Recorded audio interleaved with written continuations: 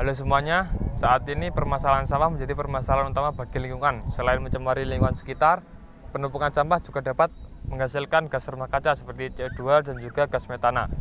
Faktanya, pada SPSN tahun 2021, Jawa Timur menempati peringkat ketiga dengan penumpukan sampah paling banyak di Indonesia, di bawah Jawa Tengah dan juga Jawa Timur, di mana untuk perharinya Jawa Timur menghasilkan sebanyak 10.958,36 ton sampah per hari. Kemudian untuk komposisinya sebanyak 5.378,3 ton berasal dari sampah.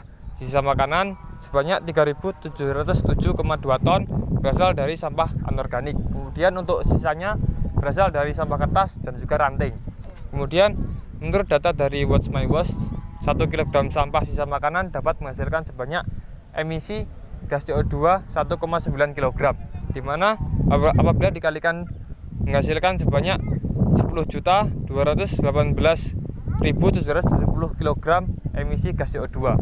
Kemudian untuk sampah anorganik sebanyak 1 kg sampah anorganik dapat menghasilkan sebanyak 700 gram emisi gas CO2, dan apabila dikalikan menghasilkan sebanyak 2.595.040 kg emisi gas CO2.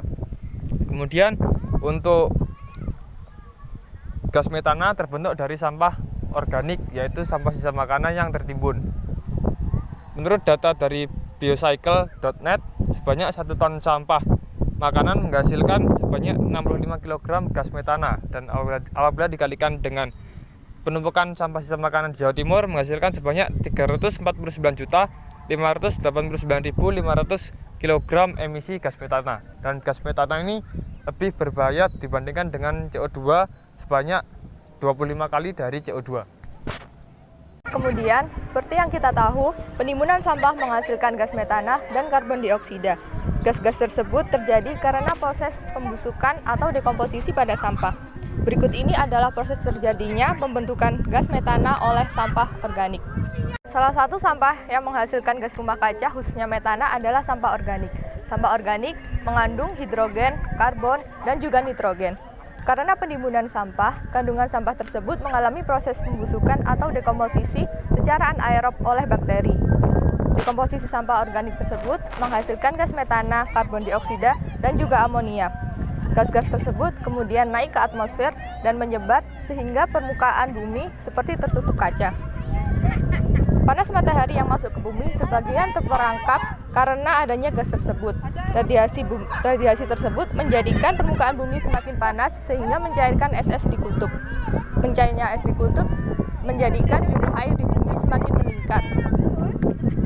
Sehingga meningkatnya jumlah air dan suhu bumi merupakan awal perubahan iklim di bumi.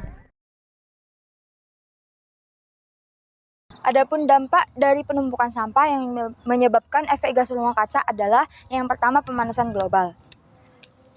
Fenomena suhu bumi dan atmosfer yang semakin panas dan semakin meningkat setiap tahunnya menyebabkan pemanasan global menjadi dampak terbesar dari efek gas rumah kaca. Karena mempengaruhi seluruh komponen di bumi, contohnya naiknya permukaan air laut yang disebabkan oleh efek gas rumah kaca. Yang kedua adalah perubahan iklim yang ekstrim. Perubahan iklim disebabkan oleh gas rumah kaca yang menguap sehingga menyebabkan meningkatkannya efek insulasi pada atmosfer. Yang ketiga adalah mengasamkan air laut. Pemanasan global karena gas rumah kaca menyebabkan es di kutub utara menjadi mencair. Yang keempat adalah menyebabkan penyakit. Virus sangat rentan berevolusi karena perubahan suhu di bumi. Suhu panas menyebabkan bakteri dan virus mudah berkembang.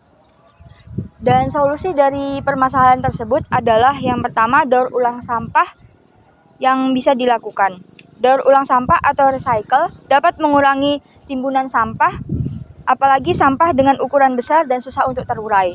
Yang kedua adalah memilah-milah sampah. Membantu mengurangi sampah di tempat pembuangan akhir sehingga penimbunan sampah dapat lebih terkontrol lagi. Yang ketiga adalah bijak dalam belanja makanan.